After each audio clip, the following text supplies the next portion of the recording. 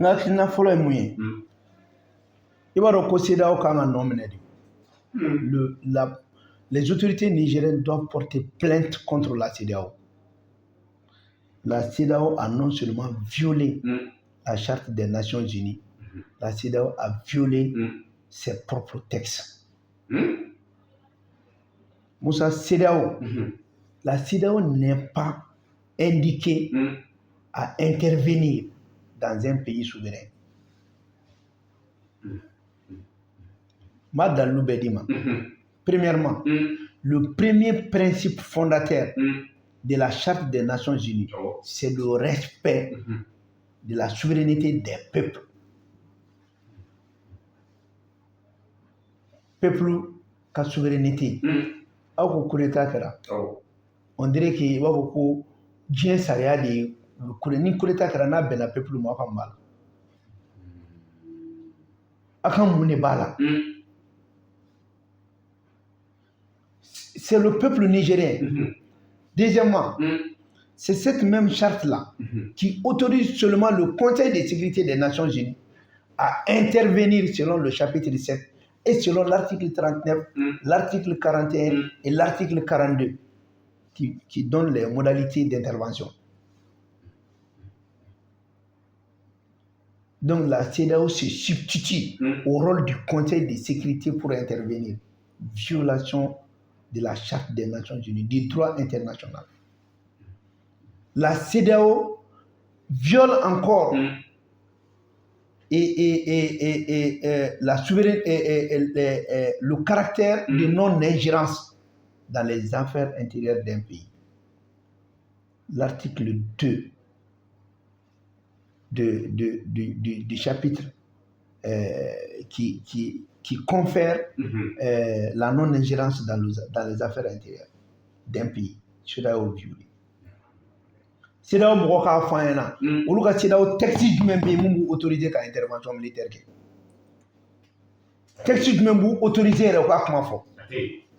y en a pas u bɛ yɛrɛ sago kɛ de la. La CEDEAO, les organisations sous-régionales sont sous tutelle de la Charte des Nations Unies. En ce qui concerne le maintien de paix. Donc le Niger se trouve dans une situation de légitime défense. Parce que bien en donc diagoya ye e bɛ se k'i ka frontière datugu ne ɲɛ k'e bɛ na ne fɛ yen cogo di. Musa e k'a fɔ ne ɲɛna ko ne tɛ taa e ka dugu la e b'i yɛrɛ autoriser ka na ne ka dugu la e ye jɔn ye. C'est le principe de la réciprocité. Tu fermes tes frontières comme mɔgɔ tina i fɛnɛ tina. C'est aussi simple. E ko ne kana don e ka du kɔnɔ mais mun b'e tɛ ne ka du kɔnɔ.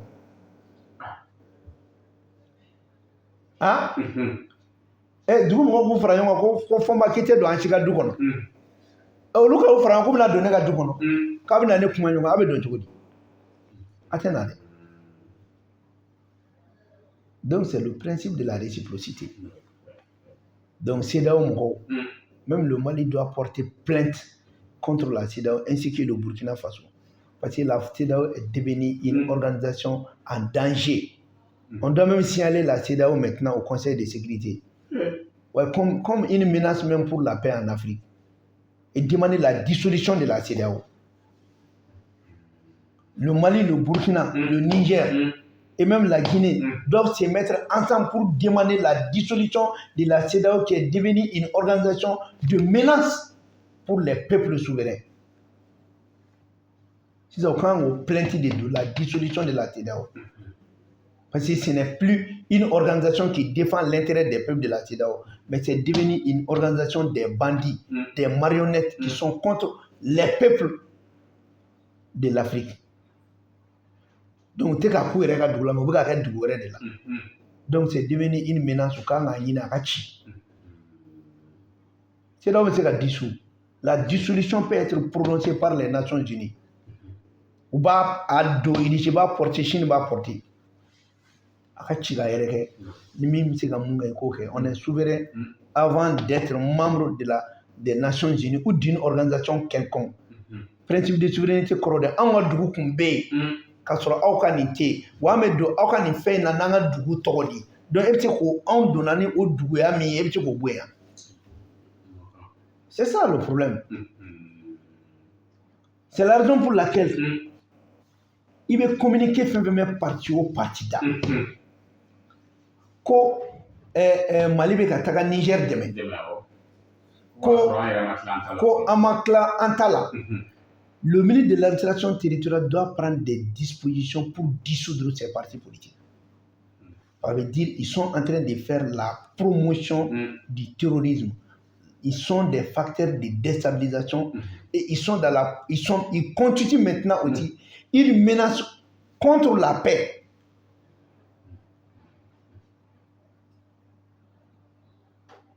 Il y a un parti qui est reconnu dans le Jamana d'Odela. Ni i yɛrɛ ma kɛ mɔgɔ i b'a fɔ ko u taara politique kalan kɔlɔn kɔnɔ de même en terme politique e ka parti créera e kan ka fanga de ɲini e kan ka jamana mun mara bin taara kɛ jamana wɛrɛ kan o kɔlɔlɔ bɛ e kan o bingani min n'i ma sɔn k'i da don la o basakɛlɛ nana e fɛ yen basakɛlɛ wɛrɛ bɛ ka wuli k'e t'i da don la n'i ko basakɛlɛ wulila ko karisa ka de ka bugu bɛ ka jeni n'a tɛrɛntɛla ka na o t'a kɔrɔ suruma ye. An bɛɛ y'an ɲɛ jɔya u ye Libi ci ka Kadhafi faga par la lâcheté de ces organisations sous-régionales u ka fugariya de sinon Mali filɛ k'a kɛ cogo min ko Niger tɛ kɛ Libi ɲɔgɔn ye on devait plutôt encourager les autorités de la transition ni hɔrɔnya bɛ yen n'a y'a sɔrɔ faso kanu bɛ yen n'a y'a sɔrɔ k'anw ma anw faso fɛ n'a y'a sɔrɔ k'anw de b'a dɔn ko Kadhafi fagacogo jugu min na o gɛlɛya de bɛ Mali kan bɛɛ b'o dɔn o ye tiɲɛ ye nɔgɔ t'o la o kelen mun kɛra n'an b'o kɔnɔ Niger cili kelen min na n'o kelen ye et surtout a dabɔra kama de ko ka Bazoum bila a ka terroristes bila ka na Mali ci ka Burkina yɛrɛ kɛ a bɛ fɔ jɔnni ma ne k'o la ko a b'i yɛrɛ fɛ yen ni ɲɔgɔn fugariya kuma yɛrɛ bɛ yan. Donc kɔrɔ k'a b'an yɛrɛ fɛ yen o de y'olu nisɔndiya ko ye n'a b'an yɛrɛ fɛ yen nɔ nin kelenw de bɛ yan Mali kɛlen k'a fɔ ko MINUSMA ka taa o ye mun fɔ ko ni MINUSMA taara k'an b'a kɛ cogo di nin kelenw de bɛ yan nɔ tuma min na an ye Faransi ka armée gɛn ko n'an ye Faransi ka armée gɛn k'an b'a kɛ cogo di c'est à dire ni mɔgɔ t'a ka jamana fɛ fura t'a la quoi fura t'a la ministre de l'administration territoriale a ka nin parti dissous n'a bɛ ka a kɛ ni musalaka tɛ nin na dɛ. Les partis sont créés pour la défense et la sauvegarde de l'intégrité nationale du territoire, l'unité nationale. Donc ni jamana ye communiqué dɔ kɛ allant dans ce sens aw t'aw sigi manamanakan na plateau kan kuma fɔbali fɔ la mais c'est les autorités bilahi ni ɲɔgɔn tɛ fɔ Côte d'Ivoire nin tɛgɛ diɲɛ jamana si la on de b'a to yan k'o ye démocratie on n'est pas en démocratie c'est pas un parti qui est au pouvoir ou dɔ in t'a la ko hakilinata fɔ hakilina kow bɛ yen o tɛ nin ye o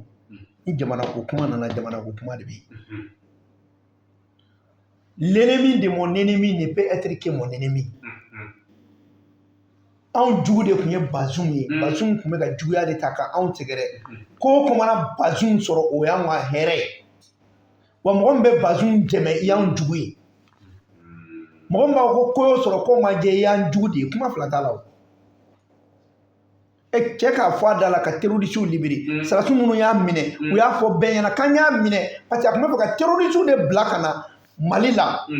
pour que ka tiɲɛni don Mali kun ani Burkina k'an bɛɛ ye sigiɲɔgɔnmaya ko man kɛ o kuma yɛrɛ kɔfɛ n'i ye parti ɲɛnama ye hali n'a y'a sɔrɔ i tun y'a condamné i kan ka bɔ tuguni ne tun b'a faamuya autorité ye kuma min fɔ o kama an bɛ yafa deli aw fɛ mais o tɛ se k'o kɛ o yɛrɛ bɔra k'a affirmer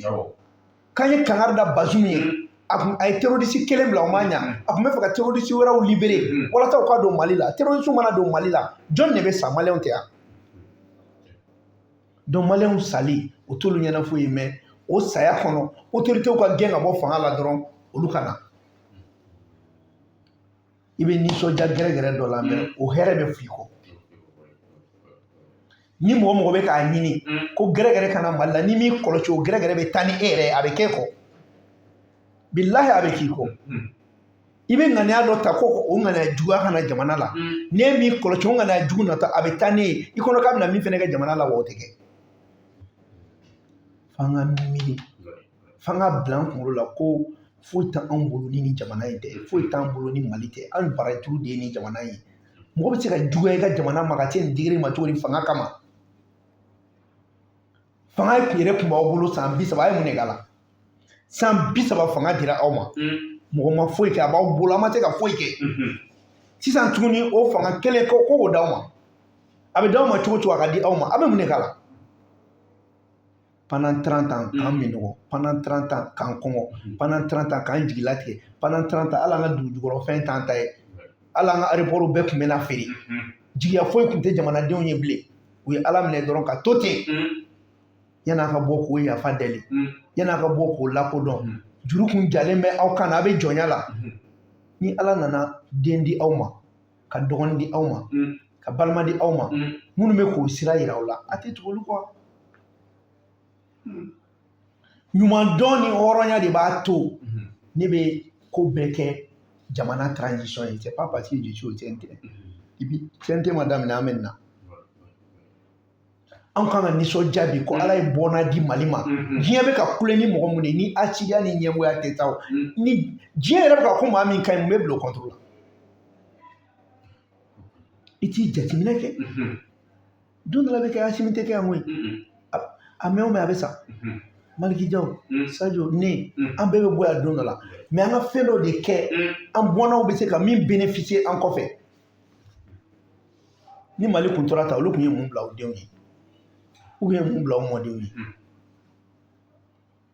an ka ko y'o de ye o an ka kɛlɛ tɛ bilen k'an bɛ fɛn sɔrɔ la koyi ni fɛn sɔrɔ ko don ne y'o fɔ bɛɛ na ne bɛ baara la je suis fonctionnaire d'État malien cadre A de l'État an b'an ka baara kɛ an bɛ min sɔrɔ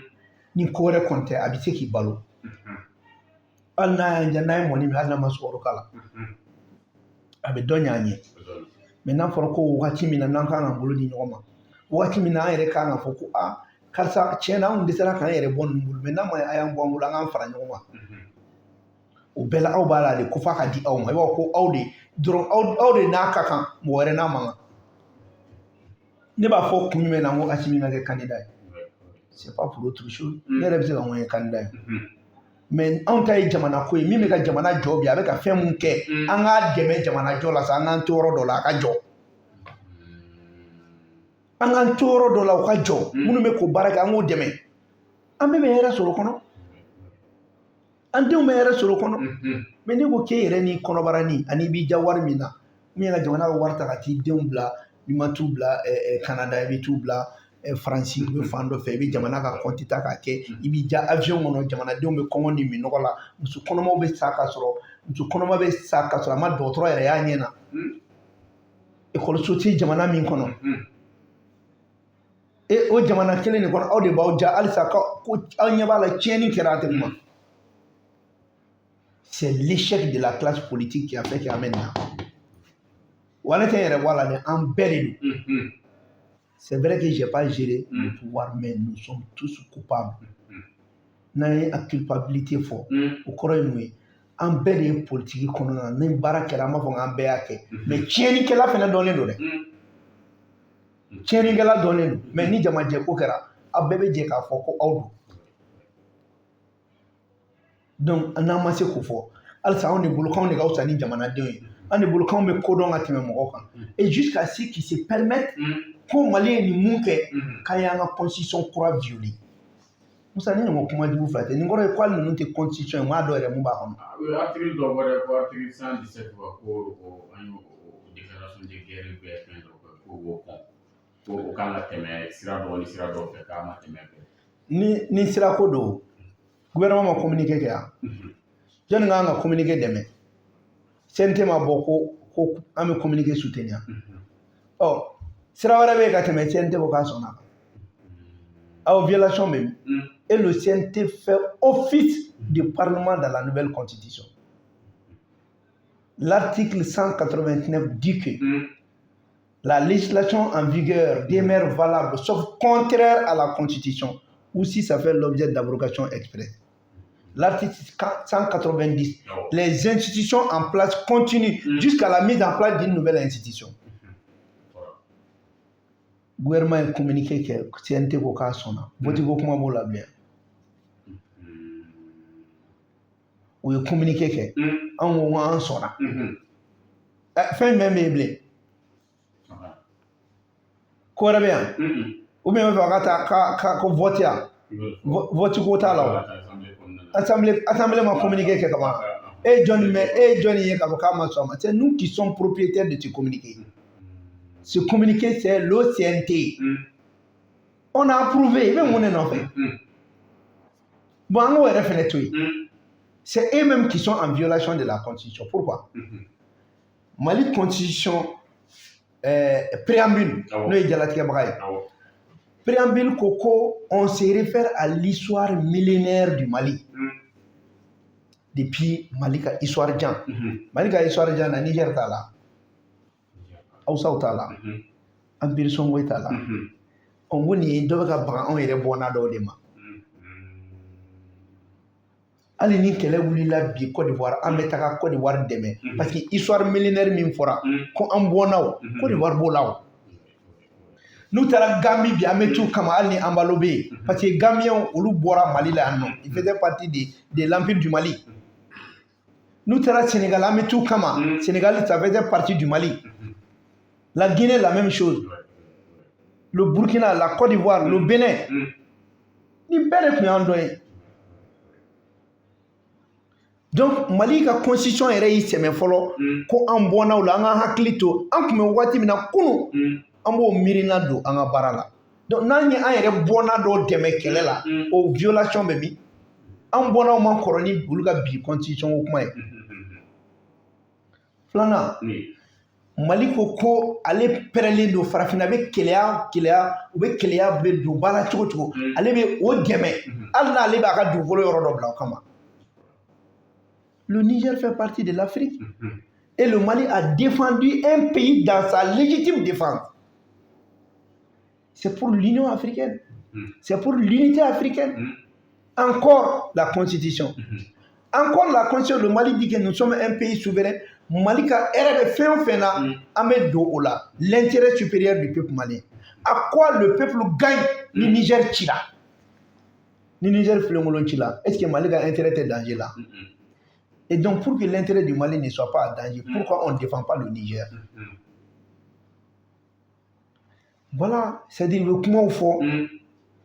Ko kablu kunkolo la dɔrɔn k'olu de tun bɛ ka politique kɛ kɔrɔlen i b'a fɔ k'olu b'a bɛɛ dɔn non la connaissance ça varie ce n'est pas parce que k'e ye kunu i mɛnna politique la k'i mɛna kuma o kuma fɔ k'an bɛ tugu e kɔ ten o tɛ dɛ an bɛɛ taara école la n'i bɔra k'i ta fɔ an bɛ bɔ k'an ta fɔ an ta kun ye école la de n'i bɔra ni dalu ye an fana bɔ ni dalu dɔ ye k'i ka dalu bi ne hakili la ne ka nin dalu in ka kɛnɛ n'olu ta ye donc u ka sabali quoi. Ko kolu de bɛ fiɲɛ ɲini na ko e ni ala cɛ mɔgɔ ma k'i bɛ bɛn kɛ mɔgɔ min tun bɛ yen nɔ n'o ye Bazoum ye o ko Mali ka filenkolon ci Burukina ka filenkolon ci sitanɛ e b'o dɛmɛ cogo di ka tila k'a fɔ ko ale yɛrɛ ka armée tɛ foyi ye ko terroristes fanga ka bon n'o ye il a même fait l'apologie du terrorisme a b'o de soutenir c'est ça la démocratie. C'est comme ça ils réfléchissent en démocrate. Ça c'est des démocrates occidentalistes, c'est des valets. Omoro est mis fort. Jamana o jamana n'a bɛ ci jamana den jugu de bɛ jamana ci. N'a ye nin kuma fɛnɛ fɔ ko ni min wulila ko ni i ko transition ka ko man di k'an b'o kɛ fasoden jugu ye. I bɛ se k'i ka hakilina fɔ mais o t'i ka fasoden jugu ye. Mais waleya dɔw ye fasoden juguya o bɛ fɔ. O bɛ fɔ toute attitude qui va à l'encontre de l'intérêt du Mali, on tɛ se ka jate dɔwɛrɛ o. An ka o kumaw de b'u tɔrɔ f'u b'u labɛn n'an bɛ taa débat la u b'u kɔn o ma ka ne yɛrɛ makɔnɔ ta ka gulokibaw ni fɛnw don bɛɛ b'i pɔnpe k'i sigi. E b'i pɔnpe k'i sigi ne lafiyalen de bɛ na n'i nana n bɛ taa fiyɛ na ne bɛ tɛmɛ. ne bɛ tɛmɛ ne bɛ taa fiɲɛ na n bɛ tɛmɛ Ouais. et puis wa lamɛn han Ok. donc Musa an ka kɛ an ka jamana fɛ wari tɛ ka di ne ma nin ko in na ko mais CNT la tiɲɛ don mais aw ni ne bɛ kuma minnu kɛ budget voté tɛ ka di ne ma transition tɛ ka fɛn d'a ma mais wari min bɛ di an ma CNT kɔnɔ an bɛ communiquer de ka ɲɛfɔli kɛ a bɛ o de kama a ma di ne ma ko ne ka taa jɛgɛba tobi n ka sogo ye ou bien ka sogoba tobi a dira i ma de k'i ka baara de kɛ n'a ye baara in ye fila i bɛ min kɛ i bɛ n'o ɲɛfɔ wa ni min fana kan ka ɲɛfɔ jamanadenw ɲɛna i b'o fɔ o de y'a to an bɛ ka maliyɛnw lawuli u k'a dɔn ko wasaden ka baara de ye ɲɛfɔli de ye sariya de bɛ ɲɛfɔ jamana taabolo bɛ ɲɛfɔ o kuma fana bɛ digi dɔw la wa hali sini an b'o kumaw kɛ donc voilà un peu ce que je pourrais dire sur ce communiqué. Ok, n bɛ sɔn ka dan sigi an ka bi jamukan na ni kumakuncɛ kuma min b'i bolo ka fara